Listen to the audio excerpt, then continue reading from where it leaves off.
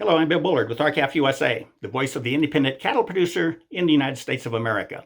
Well, the U.S. Senate Agriculture Committee will soon vote on the Cattle Price Discovery and Transparency Act of 2022. It's known as the Modified Compromise Bill.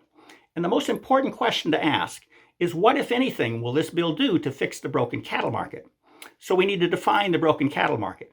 It's marked by years of superinflated prices for the beef that moms and dads buy at their local grocery store, and depressed cattle prices that America's cattle producers receive from the marketplace, prices that have hovered around decade-old levels.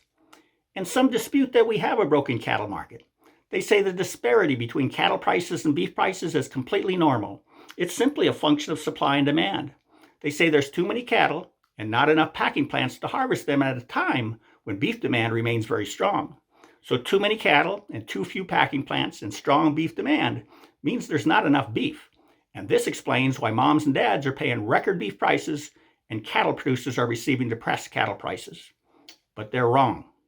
Two new studies have emerged. One explains that the same supply and demand conditions have occurred in the past, in 1996 and again in 2007. But never in history has the spread between cattle prices and beef prices been so great as it is now. The other study refers to this historically high spread and concludes that something other than supply and demand fundamentals are at play. Now, what both studies say is that alternative marketing arrangements, AMAs, which we call captive supplies, and which now account for about 80% of all fed cattle sales, are a factor in the unprecedented spread between cattle prices and beef prices, and have been since 2015.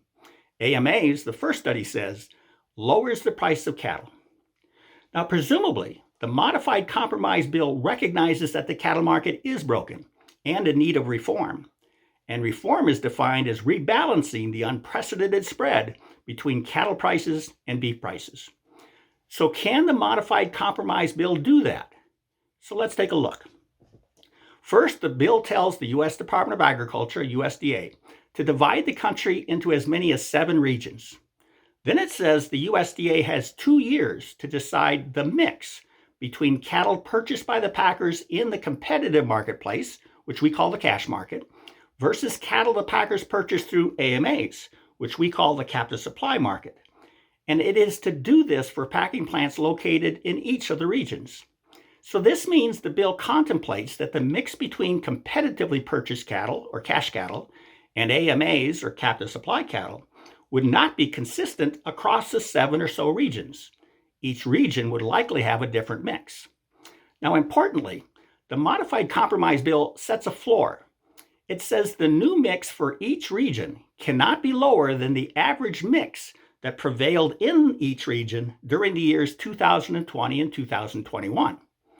Now, we must presume that the senators who authored the bill intended to achieve the reform necessary to rebalance the disparity between cattle prices and beef prices. Otherwise, why would they have drafted it? So let's presume it's true that the Senate authors expect the bill to rebalance cattle and beef prices. But wait a minute. The only directive Senate authors conveyed to the USDA is that the mix for each region cannot be lower than it was in 2020 and 2021, and then it can stay that way for years. So that must mean the senators have to believe that the mix in 2020 and 2021 must be a positive step toward rebalancing of the disparate cattle prices and beef prices. And that's the indisputable foundation of the Modified Compromise Bill. It doesn't require anyone, including the USDA, to change the mix between cash cattle and captive supply cattle from where it's been for the past 2 years. Now, would you want to build your house on that foundation? And then there's this. During this same 2-year period, something rather unbelievable happened in what some say was a normal cattle market. Cattle producers sold their cattle to the packers for depressed prices, and consumers bought beef for their families at superinflated prices. And then 2 of the world's largest beef packers took pity upon the cattle producers and voluntarily paid them another $5 per hundredweight for the cattle that they had already purchased. Do you remember that?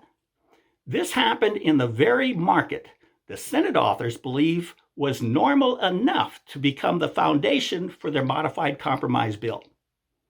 Call your 2 senators and tell them to reject the Modified Compromise Bill the Cattle Market Price Discovery and Transparency Bill of 2022, because it's nothing but a house of cards. Now, to learn more, please go to our website at www.r-calfusa.com. With that, have a productive week. Thank you, and goodbye.